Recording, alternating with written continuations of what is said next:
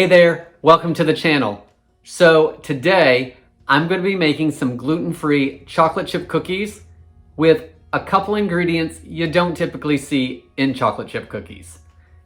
Instead of using a gluten-free flour blend, I'm going to use some Cheerios and some gluten-free Bisquick. I'm Jamie with SavorySaver. I share gluten-free recipes, tips, tricks, and resources to make your gluten-free lifestyle easier. So please consider hitting subscribe and let's make some Cheerios chocolate chip cookies. Okay, so to get started with our Cheerios chocolate chip cookies, first, real quick, let's go over the Cheerios. Cheerios are gluten-free and we are a gluten-free household, but we are not a celiac household. And my wife has no issues with Cheerios, but some people do because sometimes oats can be cross-contaminated with gluten grains such as wheat. So if you find yourself having issues with Cheerios, I will link below to some options that are also certified gluten-free if you want to make this recipe with some other form of toasted oat cereal. The other thing with the Cheerios is the original recipe called for frosted Cheerios, which I do not have, so I'm going to show you what I do since I don't have those. Now let's prep the Cheerios so they're ready to go. So in my food processor, I have 2 cups of Cheerios and I'm gonna process it down until it's a flour, for lack of a better term. And that's gonna be part of our flour for these cookies. The other part of our flour, of course, is going to be the gluten-free Bisquick mix. While we're talking about the gluten-free Bisquick mix, I also have a little confession. We also had some of this Live G gluten-free pancake and baking mix. Get this from Aldi's. It's at least half the cost of the Bisquick mix, and it's essentially the same ingredients. So I will be using mostly this. So I probably had about 3/4 of a cup left in this package, and I'm gonna add about 1/4 cup of the Bisquick mix to that cup to bring me up to what I need for the recipe. I think it's gonna be fine. Like I said, essentially they're the same ingredients. So if you use gluten-free Bisquick and have an Aldi near you, check them out. Now, let's take the 2 cups of Cheerios and grind it down into a flour.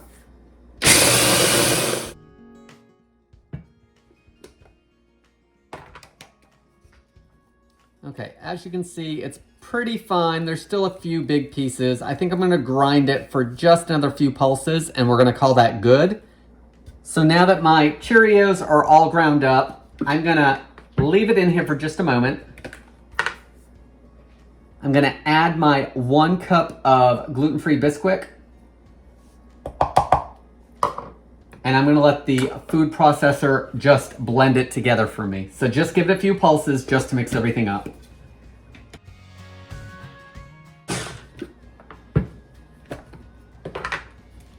There, everything's mixed up. It all looks the same color of beige now. So now that's ready to go when we need it.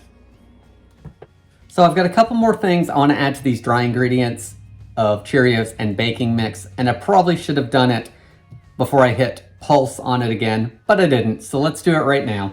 I'm gonna add half a teaspoon of baking soda and 1/4 teaspoon of fine salt.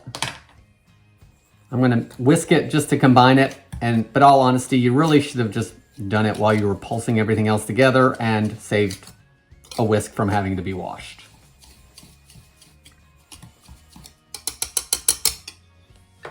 Now let's see if I can finish this recipe without any errors. So for our wet ingredients, for lack of a better term, of course, sugar and butter, when you cream it together, is technically considered the wet ingredients of the recipe.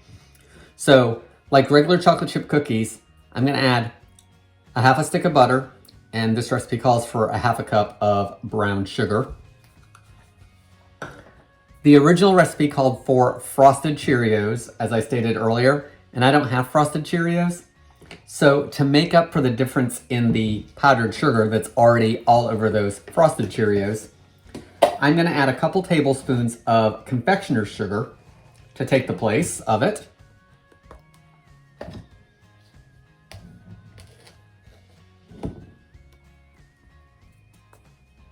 And a serving of frosted Cheerios, when I looked, has about 12 grams of sugar in it and 2 tablespoons of powdered sugar. is just about the same amount of sugar as they would have, so that's why I'm adding that amount. So the recipe says to do this part in a blender, which I do not understand. So I've got my hand mixer, so I'm gonna beat everything together until the sugar and the butters is all dissolved and well incorporated.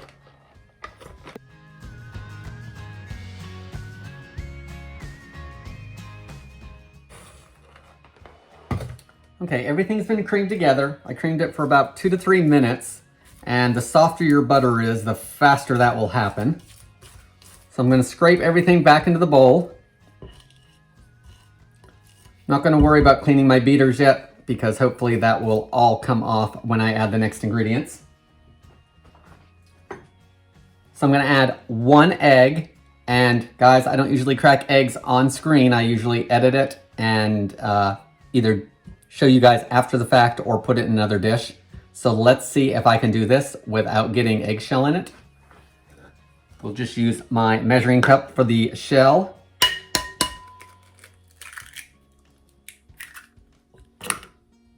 That was painless, thankfully. I'm also gonna add 1 teaspoon of vanilla extract.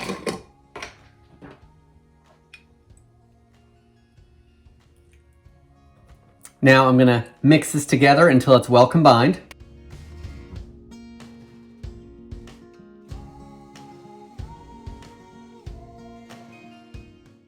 Okay, everything is well combined. It's nice and fluffy at this point. So now we need to add our dry ingredients. So I'm gonna add the Cheerios that have been ground up, the Gluten Free Bisquick, the salt, and the baking soda. I'm gonna mix it in with my spatula. All right, guys, this is taking a little bit of work, so I think I'm going to rinse my hands off really well, and I'm gonna try to mix it with my hands to get it incorporated better.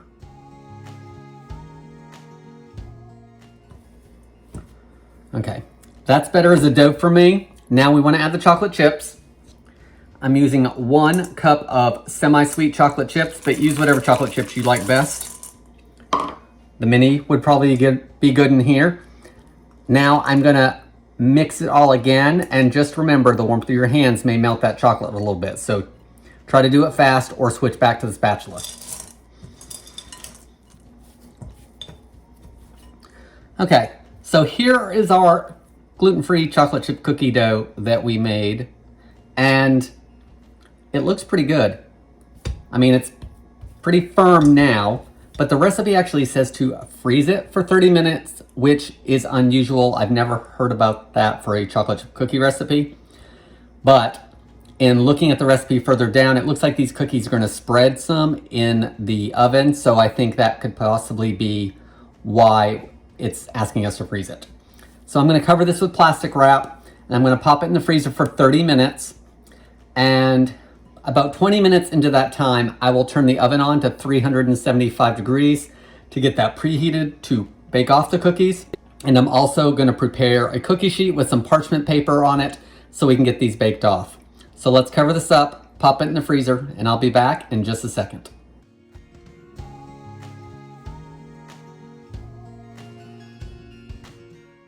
So here's our cookie dough. It's been in the freezer for 30 minutes or so.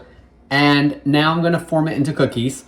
The recipe states that you should get 26 to 28 servings out of this dough, which I'm not real sure how that's gonna happen when the instructions also say to use an ice cream scoop or large soup spoon to shape the cookies. So we're just gonna see how many we get out of this.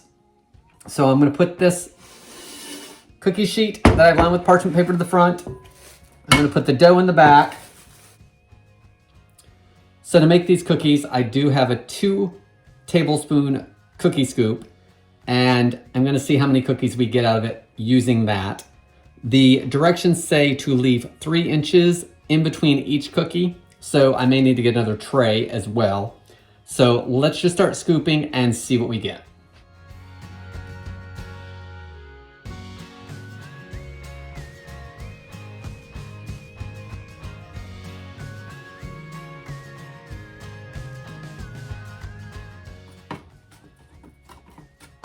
Okay, so I've got one tray of cookies scooped out, and there is about half of the dough left, which means we'll get about 24 to 28 cookies out of this.